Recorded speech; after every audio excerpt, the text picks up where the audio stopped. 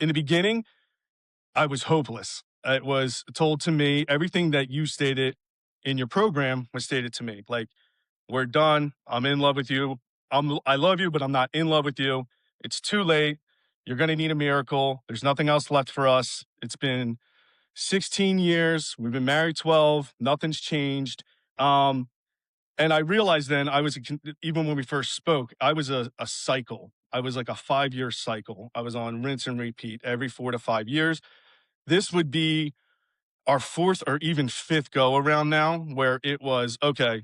We're getting divorced now. Like, and I felt there was nothing else left. I saw it in her eyes. I was one of those guys that is so kooky. I am not that kind of guy. There's no way that this is going to work. But I read the book in 2 days, did that time lapsing, and I was able to do it. And when I came out of it, I was gone for a half hour. And I could not believe that I was able to meditate like that, speak to my younger version self as to what the hell is going on with your life. Well, you weren't like this. You don't want to be like this. Let's figure it out together. And it was one of those moments where you're like, you're not alone. You don't have to be alone. I'm here with you. You could do it with us, you know? So when I felt the identity shift within myself, within that 3 weeks, 4 weeks, when I felt it within myself, I said, oh, this is real. This is a great feeling. This is, and because of that, I was reactive. So now in my work setting, I'm good at what I do because I'm proactive. I'm ahead of the curve. But I wasn't doing that within my family because I was drained. They were getting the worst version of me where everybody else was getting the best. So I decided, you know what? I should just bring this energy home where I'm proactive and still be calm. If you are a guy that is hopeless, think everything is over, stick to the program as I've been saying. Watch the modules every day. Do it step by step. Take your notes, do your action steps, speak with Noah or whoever your coach is, and continue to read that book one chapter at a time. All right, Matt, thank you for joining us today. So, I just wanted to share your success and I wanted to share your story as mainly a way to inspire other people here on the channel, here with everything that we do over here at the Heroic Husband. We really want to make sure that just people hear real men with real results, authentic stories, and we're just here to kind of interview you on your experience and everything. So, we'll just quickly get into it just to make sure that we, respect your time and everything. And we thank you for everything that you're doing here. So we'll just get right into it. So what was happening in your marriage that made you look for help? So probably 3 months ago. Well, first, thanks for having me with the program. It's been very beneficial for me as an individual. It's just been an amazing process for me to hit depths I never thought I could hit before. So thank you. Thanks for interviewing me. Thanks for doing this right now. In the beginning, I was hopeless. It was told to me, everything that you stated in your program was stated to me. Like, we're done. I'm in love with you. I love you, but I'm not in love with you. It's too late. You're going to need a miracle. There's nothing else left for us. It's been 16 years. We've been married 12. Nothing's changed. And I realized then even when we first spoke, I was a cycle. I was like a 5 year cycle. I was on rinse and repeat every 4 to 5 years. This would be our fourth or even fifth go around now, where it was okay. We're getting divorced now. Like, and I felt there was nothing else left. I saw it in her eyes. I felt it this time. Something came up on my feed, and it was your book.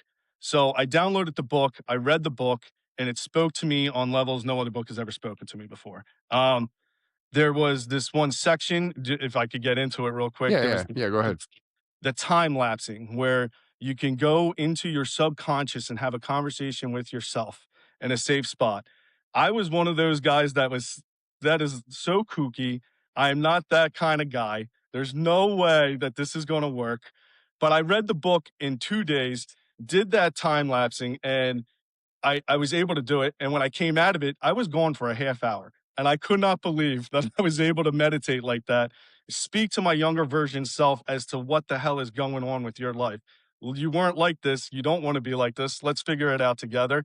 And it was one of those moments where you're like, you're not alone. You don't have to be alone. I'm here with you. You could do it with us, you know? So it's like you, yourself, and I kind of thing.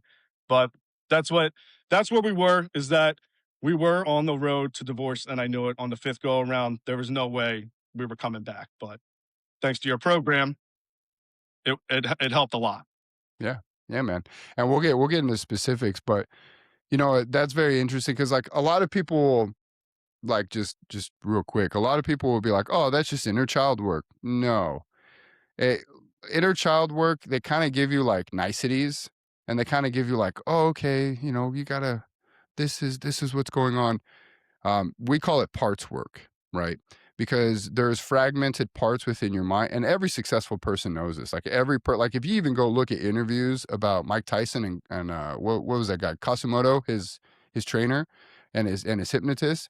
It's about getting all the parts of you that have fragmented over the years, and people can go check it out in the book. And I think we talk about it on the channel sometimes, but just parts of you that have fragmented over the years and making sure all the parts come together and realize there's a mission that we have to get through, and it's life, right?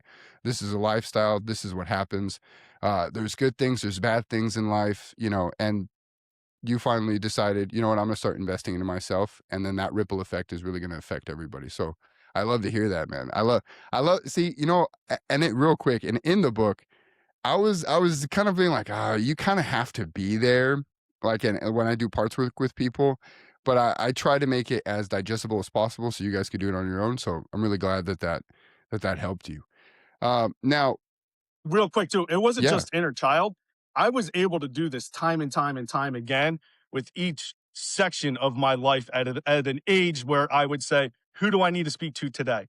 And I even got so much till I was speaking to the 35-year-old guy of me where I'd be like, yo, let's go out and hang out, you know? And I was able to talk to him on a mature level and never thought that would exist. So it wasn't just an inner kid thing. It was throughout all of life. yep, exactly. That's exactly why and it's called time piercing for everybody who's listening. That's why we do time piercing, because it's real quick, just for context, because basically what happens is whether it's a negative event or a positive event in your life, it's like your subconscious, because everybody knows about the negative, but everyone forgets about even the positive stuff that might keep you clinging onto a lesser version of yourself that needs to transform, like that 35-year-old, 25-year-old, so on and so forth. Mhm. You have to be able to grab that part of you, of your psyche, not not repress it. Everybody's always about repressing or silence the inner bitch. That's not what this is. You have to combine it so that you guys are all focused on one mission. And yeah, you like once you build that muscle, because it's a muscle, people don't don't know about it, just like the imagination. And I get that a lot with the book. People go, I've never had an imagination like this. This is crazy. But once you get all those parts aligned, you're unstoppable. So then actually, so was it just the book or what ultimately made you decide to join the turnaround program? So honestly, it was the book. And it's kind of funny when you say you got to change your old belief system, your old patterns, so you don't repeat them. It was that the time piercing is what did it. Is because I was always like that was an old belief where I would think that's not going to work, it's not going to fly, and when it worked, your program popped up, and I was like, you know what, the best thing to invest in is myself right now, and then my marriage, and I was like, because my marriage is very important to me, and then that's where I thought Heroic Husband was a good name for the program, just because that marriage is important to a lot of guys. So that's what you attach to. And then as I was in the process of it, I realized, you know what, this is more about me and becoming a leader and being the person I'm supposed to be, the guy I was before I got married, and go back to that guy, but being a married guy with kids and continue life the way I was supposed to continue life. Um, Not get stuck in this rut and be like the victimization, a concept that we talked about. I'm sure you'll get into that. But anyway, getting back to why I signed up for the program, it's because that's what spoke to me was that time piercing and the old belief system. And I was hesitant in giving money because I used to like, again, these things are scams, they're not going to work. But once you did that first interview to get into the program, I was like, you know what, this is real. And like I said, the best thing to invest in is myself and my marriage right now. So that's what I'm doing. I love it, man. I love it. And that's why we just have conversations with people. When you guys, even just like when people sign up for clarity calls or anything like that, the biggest thing, and I'm like, and I tell everybody, this is not to pitch, to sale, what we're talking to people, and every single person that we talk to, we can change their lives. We've literally had it to where that one session was just amazing for people, and they text the reps, they text us, they email the support box, and I read all of them, and I email back, and they're just like, this was just amazing, just to talk to someone who understands the depth of it. And we will get into this because right now, especially in today's society, there's just a victimization of everything. And men don't realize the power they have in the relationship. Because, like you said in the beginning of this, you heard it all. And even if you go look at the other interviews we've done, some guys are in like horrible, horrible situations. But it's all Yeah. about you, and it's all about understanding the power you have as a man. As we always say, men build a house, women make it a home. But on the surface level, everyone's like, yeah, I go out and I'm the breadwinner. No, no, no. We literally, like, and I break it down for you guys, and it'll be just too ad nauseum here, but basically, the masculine creates the environment for the feminine to come into, nest, and the feminine's in nature is mirror and multiplying, just like the sun and the moon. In every culture, the sun is masculine, the moon is feminine. The moon gets her shine from the sun. So the best thing to do is that investment in yourself. But yeah, that's awesome, man. So before you had tried even just getting the book or anything like that, what did you try before? Because you said that this was a repeated cycle, and as you've heard with other guys, it usually is. So was there anything that you tried before that didn't quite work? Everything we tried. Well, I mean, we tried couples therapy twice, but it turns out like the funny thing is now that we're at the phase we're at, she is more open as to what she dealt with on her end, and Hmm. it was approached, and I knew what was happening as well. I just never spoke about it either, just because our communication was not there. That's what this program did. It enabled me to be able to communicate with her as well as her with me, because communication was a big flaw in our relationship, and I didn't even realize it. I just figured, all right, you do your thing, I'll do mine, we'll be okay, we'll figure it out, you know. And that's just an awful approach. Um, but when we went to couples therapy, it was like one of them. She made the my wife made the comment that she just fell for my charm, you know, and then everything was against my wife. And then the next one, she didn't really provide us with any information or knowledge or any guidance for that matter. She just sat there and nodded. We tried to figure it out ourselves, you know. I went to individual therapy, which is still, it worked for me, but not on this level where it opened my eyes up to be there emotionally because I was never there emotionally for myself. I just had anger. That's all I had. I didn't know how to be sad. I didn't know how to be happy. I knew how to make myself miserable to get angry. I was good at that. Um, but for and the other part is that what took away from us is I would also get critical when I would get angry. So my way of handling people was to criticize, whether it was subtle or abrasive. I was still some form of criticism that I thought built resiliency in other people. It helped build your character. And I did not know how much damage I was causing within my own family by doing what I was doing with that. So I'm happy we came to that conclusion of that was like an old belief I had to change. Like there's other ways to approach people other than criticizing or doing the subtle criticisms. Oh But yeah. Oh yeah. And as you and even if you saw like an email that I sent out from one of the guys that had a win recently, well, first thing that we always teach you guys, because everyone's always like, "Oh, I have to set boundaries in my relationship. I have to do that. I have to." No, no, no. A lot of that is coming from that lack of self-esteem and then that inability to lead, right? And so first, we always talk about boundaries within ourself first, because how can someone respect your boundaries if they look at you and they say, this guy doesn't have boundaries with himself? How can you ask someone to let you lead if you can't even lead yourself to do the simple day to day, right? So I love that, man. I love that. Now, we'll just kinda I'll just ask this point Blake. So what results did you achieve since joining? Where were you, and then what results did you achieve? what results for probably 6 months, if not longer, I just felt lost. Like I was successful. I had a family. I had everything I wanted, but internally, I just felt lost. And when you feel lost, you just build up this some sort of resentment, like it's everybody else's fault because they're not meeting your needs, your expectations. And that's where the victimization came from. Like, oh, this would happen to me. Like that kind of thing when we had that conversation before was, you know what? No, you know what? It did happen to you. And that's when you start learning to turn those negative thoughts into positive ones, saying, let's embrace this. Let's make it exciting. this is why this happened to me because you're the one to handle it. So let's take care of business and move on and see what the next challenge is going to be. And we'll be ready, prepared for that. But from where I was kind of unhinged, honestly.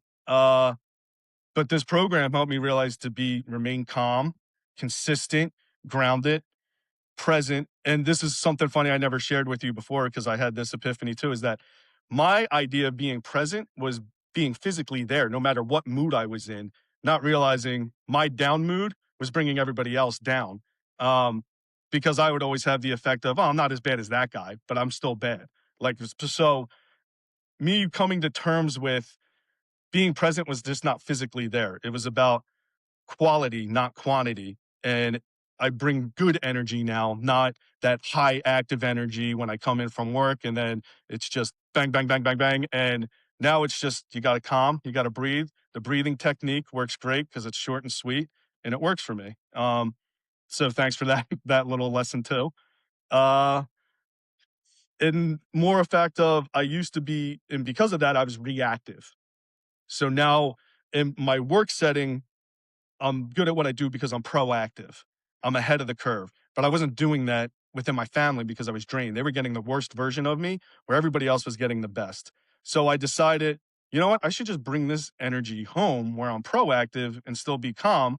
And I think everything is going to start working out the way it's supposed to work out. So hopefully, I know everything will continue going that way, but that hopeless turned into hopefully and hopeful. So Yeah. that's where we are now. No, and I love that you bring that up because that's one thing that we show you guys at nauseum with the Man of Steel is you got to turn all those negatives, right? Anger sits on top of fear, fear sits on top of loss. All negative emotions come from a sense of loss. All positive emotions come from a sense of gain. So what were some of those challenges specifically in your marriage besides the communication that you were coming against? Just so the audience could know, like, what were those hurdles that you had to overcome? The hurdles was, well, like the criticism, that was a big Mhm. one. The criticism, the blaming, um, realizing that um, my old belief system, because I was so hung up on I'm like a traditionalist kind of guy, and I'm so hung up on old traditions that I believed my morals and values, beliefs and patterns is what it was. It's in concrete. I'm not budging. I'm not moving. So when you have that mindset, you have that I'm right all the time and I'm not wrong. Instead of just listening to your spouse and yourself and saying you want to be heard, but not just heard, you want to be understood. And it doesn't mean you have to be right or wrong. You just have to be understood. And that line and having that understanding just opens up a whole new level of communication. And with that communication between me and my wife became a connection I never thought would exist. Like it's a different tier up now of the different level of love. And it's one of those things I remember looking at her the one time and holding her and saying, you know what? I really wish I loved you like this from the beginning. But I don't think that's ever really possible in the beginning. I think you have to go through these quote unquote growing pains in order to get to these new levels. Um, but that was those three, four things were pretty much the adjustments that I had to make and realizing my old beliefs and can be changed. You're not handcuffed to your belief system that you grew up with and something that you've had for 30, 40 years. You can change it. That's what humans are about. It's possible to change and evolve and continue to evolve. Yeah, I love it, man. I love it, and especially because, like, and especially to tie back in the beginning of this, like, where you talked about hopelessness, I swear to God, men give up way too early. And there's been something that I've been noticing is that a lot of men subtly look for permission to give up, right? Instead of just taking that charge and leading. So, I love it, man. Now, okay, because you brought this up a little bit, like your expectation of like, "No, no, this can't be real." So what were your expectations going in versus what actually happened in the turnaround program? So in the initial interview process, right? All right. So I read the book, thought this was a great read. What else could come from it? I'm sure not much. I guess you could say that's more the victimization, pessimistic side of me that is no longer here. Now I'm an open book. I will have an open mind. And when I did that initial interview, it was said that you had an 80% success rate. And I remember my comment was, well, tell Noah that I'm sorry, but I may bring it down. Like I may drop it a level. and and that was my expectations is that I'm gonna come out better for this myself. Unfortunately, I'm gonna ruin your statistic and your rate. Your what you're going for is that 1% less. Even if it's 1% less, it's a success to you. And I agree with you because I'm fully on board with that goal. But that was my initial thought is that this is going nowhere. Yeah. Yeah. And just so everybody knows, over here at the Heroic Husband, we have a goal to lower the divorce rate by at least 1%. We're aiming for more, but if we can at least attribute that 50 plus climbing rate down at least 1%, we already know that that's going to have a ripple effect because we have a overall mission to change the world because the greatest societies are measured by the relationships that their people have, right? And at the bottom of it, holding it all together, we believe it is the man that is the hero. So, yeah, and so then that was your expectation going in. What was your expectation? Like what actually happened? What actually challenged that initial expectation? When I felt the identity shift within myself, within that 3 weeks, 4 weeks, when I felt it within myself, I said, "Oh, this is real. This is a great feeling. This is good." And you just want to. Initially, you do have to have that fight in you that you said that you feel like guys give up too much. Even if you're a non-fighter, this is a great program to get into. You just have to get your foot in the door to realize that everybody can fight for whoever you want to fight for, whether it's for yourself or somebody else. I still believe um, that where I'm what was the question again? Where I'm at now? Yeah, what was the expectation coming in versus what actually happened while you were in? Um, well, that I feel more confident about myself. Um, that's where I am right now. The fact that my wife and I have, I feel that we have a great relationship right now that I said I did not think was going to exist. I thought we were done. She thought we were done. We were trying to figure out what the next steps were, and it was like when I saw this, it wasn't like I kind of viewed this as like a final ditch effort of you know what I am going to fight for this because this is what I want. After I read your book, and then once I got in, it was it's pretty simple to follow the modules. And when the modules are talking to you on my level, and I'm sure the other members of this great group, it speaks to them too, because we're all in the same, um, that we are all fighters and that we all have want the good outcome. You know, I realized that I shouldn't be result based and to take it day by day. That was a few of our conversations that was like a hook in me that I had to get rid of stop focusing on the end result, just focus on you. Mhm. Um, but that's where I am, is Yeah, focusing on and real quick, when that identity shift that happened, because that's no one's really brought that up yet, but how did that feel to you? Like, what did that feel like? Like peaceful. it yeah, interesting. Can you Yeah, yeah, what do you it mean felt by that? I felt I came to peace with myself that whatever the and how I just said, "What don't worry about the result." Whatever the outcome was going to be, I was going to be the best version of me because I was at peace with myself. I was calm, like I spoke of earlier. I was grounded. I was consistent. Just because everything else was falling into place internally, that externally everything was falling into place as well. So, and like I said in the middle of this, is that we're always evolving. I just always want to evolve and maintain that level of peace. I love it. I love it, man. Like I even say in the book, the world around you is a reflection of the world inside of you. So that sounds like you embodied it full tilt. So I love it. Now, what surprised you most about the process? What surprised me the most is that as I was going through the modules, I was having a day in the life of the modules as it was happening. So I would do the module, and the next day it would either happen or it wouldn't happen, or it would happen the day before I got to that module. So I always felt like I was playing a lot of catch up. It was how fast things were happening because once you catch momentum, you don't realize how fast it happens when you catch that momentum. Because I was doing the slow and steady thought process of let's just be methodical about it. Let's just work through it and we'll be there. So when something in the day in the life would happen to me, I would get to that module the next day and I'd be like, you son of a gun. I wish I saw this yesterday.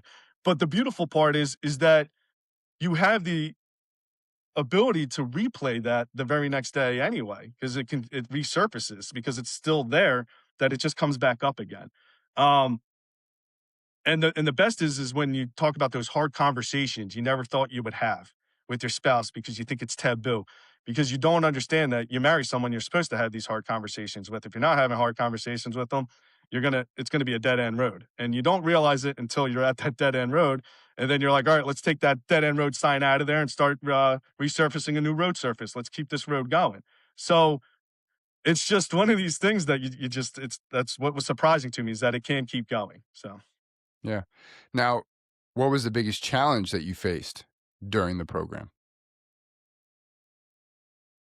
bringing my energy level down and calming myself down, because I am an individual that's always in overdrive. I'm an overthinker. At work, I am smooth and calm, and you can't tell what's going on inside.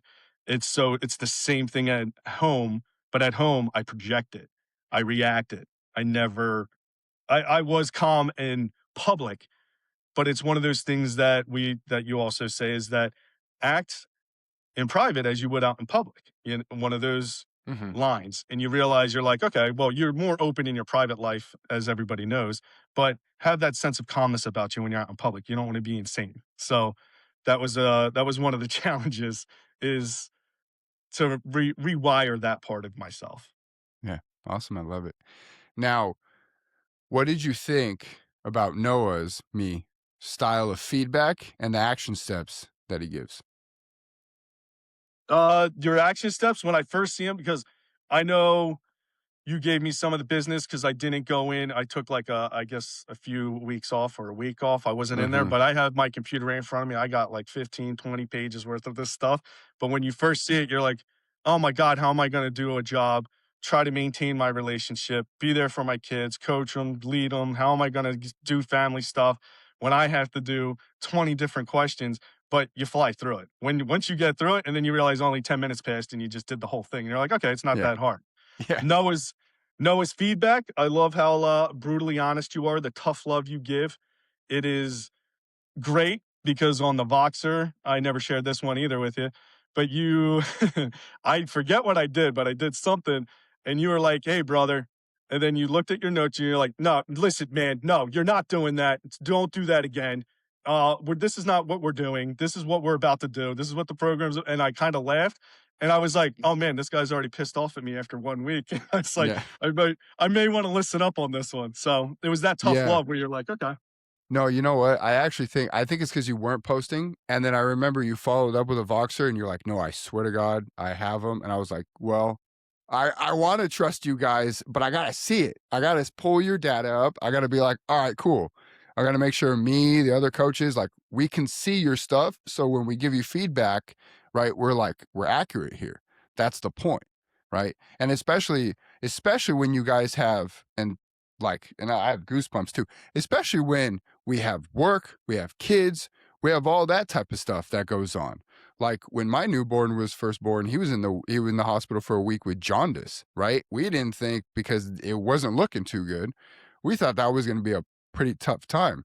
But this is real men, real things that happen out in the world, and this is what you got to do. Your family is some of the most important thing, mission, journey, whatever you want to call it, that you're going to be on. Now, they can't solely be your purpose, but that they're there as you as the leader to move forward. So I love that, man. Yeah. Actually, that's funny that you said that. I was like, why was I mad at it? And normally it's usually got to post, man. You got to follow through with your action steps. And then we have some tough conversations about like, this is what I got to get over, so on and so forth. But that's what we're here for. If I kind of coddled you, and if I was a little bit nicer, that wouldn't give you guys that activation energy of like, yeah, I got to get off my ass. I got to get Yeah. moving. So, Yeah. love it, man. Now, go ahead. The one last thing too is that I realized I wanted to get this out too because this was important too. It was that spiritual awakening was another process that happened for me as well, where I pushed my faith on the back burner, and you and I spoke about that as well. And you said, Matt, it doesn't have to be some sort of devotion. You could just do a simple prayer in and out, and that way you understand, he understands, and it was more of a spiritual awakening on that too. So that was another tier, another aspect of me that came out through all this, where I'm like, oh, there's so much work to do. So that Mhm. was part of the action steps as well. Yeah. But Yeah, no, and I'll touch back on that too because this is even for myself as well. As people know, I'm Catholic. I don't really like talking about it too much. That way we can spread the word of this like to everybody. We're very scientific, we're very matter of fact in like everything that we give you about sociology, psychology, so on and so forth. Um, but well, a lot of guys are very spiritual based, or they're agnostic, or even they're atheists, but they understand that spiritual aspect because being a man is a way of life, right? There's a privilege because you get to do things that women can't do and even other men can't do. There's your birthright because you're born into this, right? We were born with something in between our legs, and then it's a way of life because there are depths of a soul of a man that you have to like you just have to unlock, and then from there, man, you just ascend to different heights. So I love that you brought that up, man. Thank you for that. yeah, Now, we're just going to end up with the last few questions, and then we'll close it. And thank you for your time, man. So, would you recommend this program to other men? yes, I would. I would recommend this program to because I have 2 sons as well, and I think I understand the point of this program. I wanna have my sons read the book before they get married. I'm still 10, 15 years away from that, but if I get them a copy of the book 10, 15 years from now each and let them read it and say, "This is your quote unquote second Bible," you know? This is what you're gonna have to follow and you're going to have to read to understand if I haven't done my job as a father and tell you it's okay to be emotional. Because again, I was that even public affection. Like I wouldn't hold hands. I'd be like, no, you're not a man. And this program also taught me that being masculine is not just being tough bravado and loud. It's you're allowed to be sensitive. You can hold your lady's hand and walk in public and let the world know that she's yours because she wants the world to know that you're hers. It's kind of deal. So I think this program is best suited for guys like me, guys who are on the doorstep of divorce, guys who are having challenges in their relationship, guys who are already divorced, as I see on the posts that guys are already done and they're still gaining ground and winning back.